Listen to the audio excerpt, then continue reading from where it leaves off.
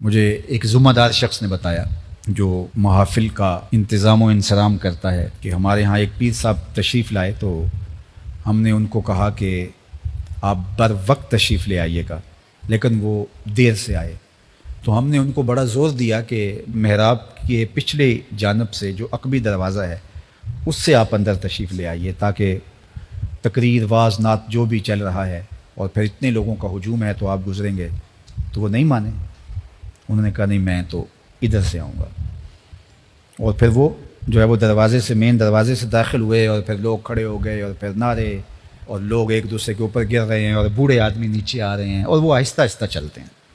انہوں نے مجھے بتایا کہ وہ ہولے ہولے چل رہے تھے، ہوتا نا کہ گنجائش مل گئی ہے اور لوگ ایک دوسرے کے اوپر گر رہے ہیں، کوئی بوڑھا آدمی ہے زخمی ہو جائے گا، اس کا تقدس مجروح ہوگا، لیکن وہ ہولے ہولے چل رہے تھے، وہ اس پروٹوکول کا لطف لے رہے تھے، اس پروٹوکول کا نشہ اٹھا رہے تھے۔ مجھے بتاؤ بوڑھوں کے اوپر لوگ گر رہے ہیں اور اس پروٹوکول کا بھی جو لطف اٹھا رہا ہے، پھر ایسے پیر اور یہ وزیر مشیر اور حکمرانوں کا کیا فرق رہا؟ تو یہ ان چیزوں کا بہت خیال کرنا چاہیے۔ بزرگوں سے ملنا، علماء سے ملنا، نعت خوانوں سے ملنا، قاریوں سے ملنا اچھی بات ہے، لیکن اگر آپ کسی کو دھکا دے کے ملتے ہیں، وہ تو حجر اسود کو چومنے سے بھی روک دیا گیا اگر کسی کو دھکا دینا پڑے۔ حجر اسود کون ہے؟ یمین اللہ، اللہ کا دست راست ہے، اللہ کا دایاں ہاتھ۔ جو حجر اسود کو چومتا ہے وہ رب سے مصافحہ کرتا ہے، کتنی بڑی بات ہے۔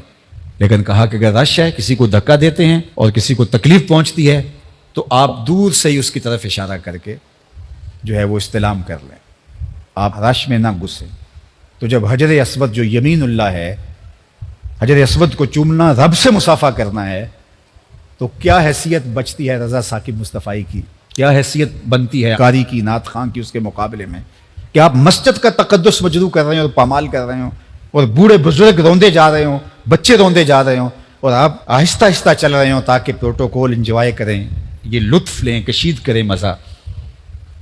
تو یہ بہت بری بات ہے۔ آپ اچھے مسلمان کے اچھے انسان بھی نہیں ہیں،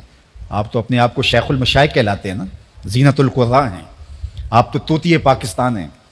آپ تو خطیب امت مسلمہ ہیں، آپ تو نابغہ روزگار ہیں، آپ تو بہت بڑے ولی ہیں، اور آپ پتہ نہیں کیا کیا ہیں وہ القاب جو آپ کے ساتھ لگتے ہیں۔ میں کہتا ہوں آپ اچھے انسان بھی نہیں ہیں۔ آپ کو پتہ ہے کس کی وجہ سے بوڑھا روندا جا سکتا ہے اور آپ کی آنکھوں کے سامنے روندا جا رہا ہے، اور آپ کی طبیعت گھٹن میں نہیں آتی، آپ کے چہرے پر پریشانی نہیں آتی کہ یہ کیا ہو رہا ہے۔ آپ آہستہ آہستہ قدم رکھتے ہیں، جس طرح قدم دکھتے ہیں اور ایسے ایسے چلتے ہیں تاکہ اس کا زیادہ سے زیادہ لطف کشید کر سکیں۔ تو صاحب آپ کو گمان ہے، آپ کے مرید کہتے ہیں کہ آپ شیخ المشائخ ہیں اور غوث اثر ہیں، زمانے کے مقتدا ہیں، اس زمانے کے سب سے بڑے آپ ہیں،